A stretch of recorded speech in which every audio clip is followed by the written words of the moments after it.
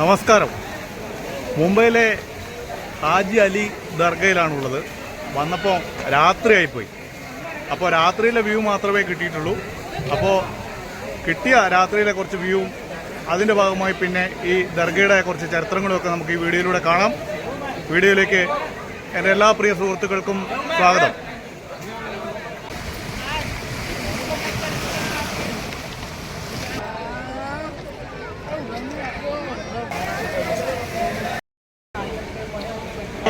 ദർഗയിൽ രാത്രിയാണ് എത്തിയതെന്ന് പറഞ്ഞല്ലോ.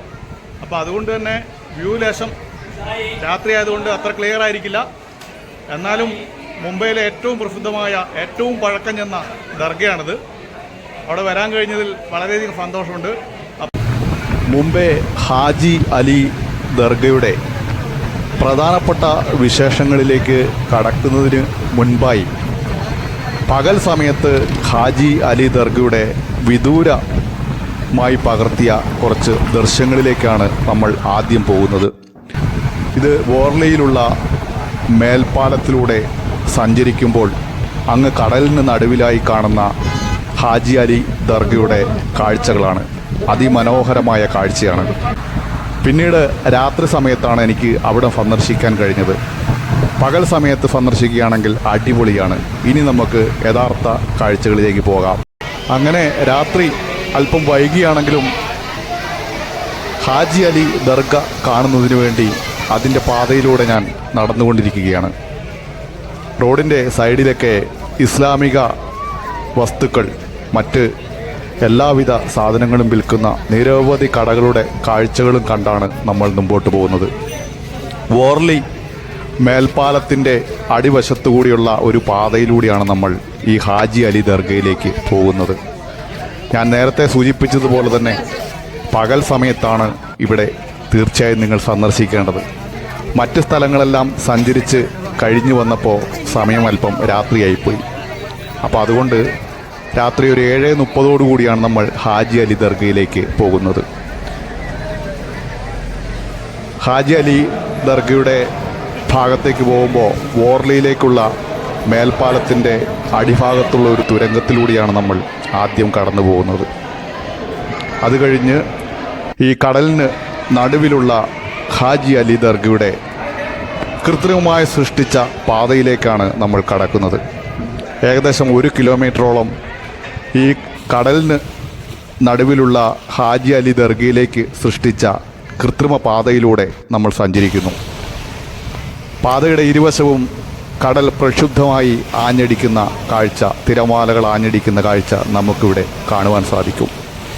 വേലിയേറ്റ സമയത്ത് യഥാർത്ഥത്തിൽ ഈ പാതയിലൂടെ പോലും നമുക്ക് ഈ ഹാജി അലി ദർഗയിലേക്ക് പോകാൻ കഴിയില്ല.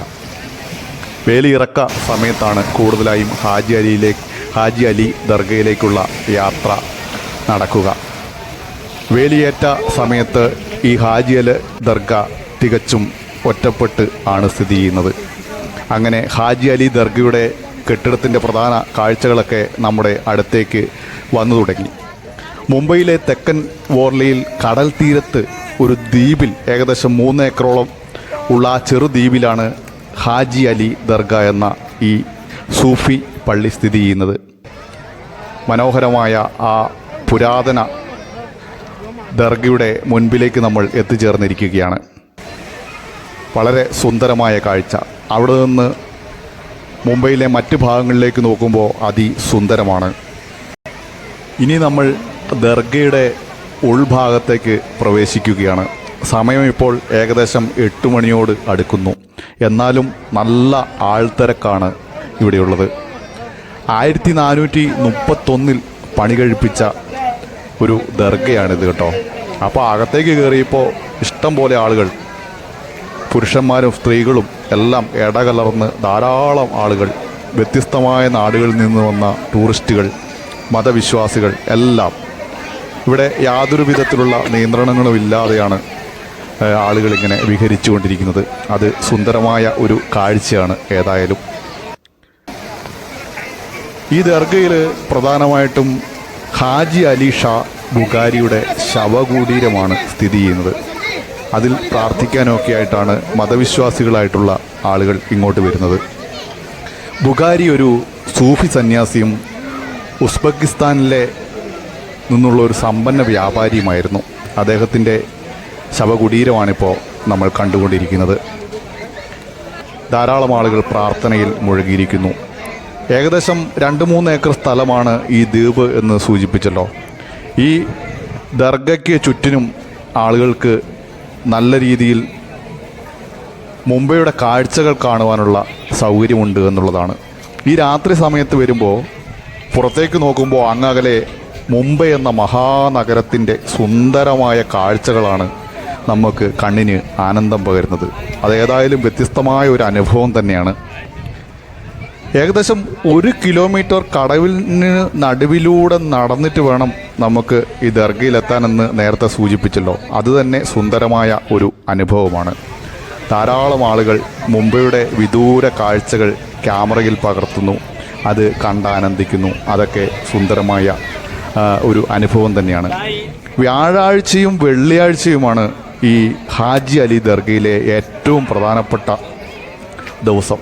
അന്നത്തെ ദിവസം വന്നു കഴിഞ്ഞിട്ടുണ്ടെങ്കിൽ ഇവിടെ ധാരാളം ആളുകൾ ഉണ്ടാകും ഈ ദർഗ സന്ദർശിക്കുന്നതിന് വേണ്ടി. ഈ ദർഗയെക്കുറിച്ച്, ഹാജി അലി ദർഗയെക്കുറിച്ച് സൂചിപ്പിക്കുമ്പോൾ നിരവധി സിനിമകൾ ചിത്രീകരിച്ച ഒരു സ്ഥലമാണ്.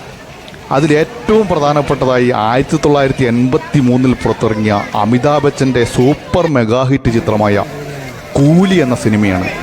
ആ കൂലി എന്ന സിനിമയുടെ ക്ലൈമാക്സ് ഈ ഹാജി അലി ദർഗയിൽ വെച്ചിട്ടാണ് ഷൂട്ട് ചെയ്തത്.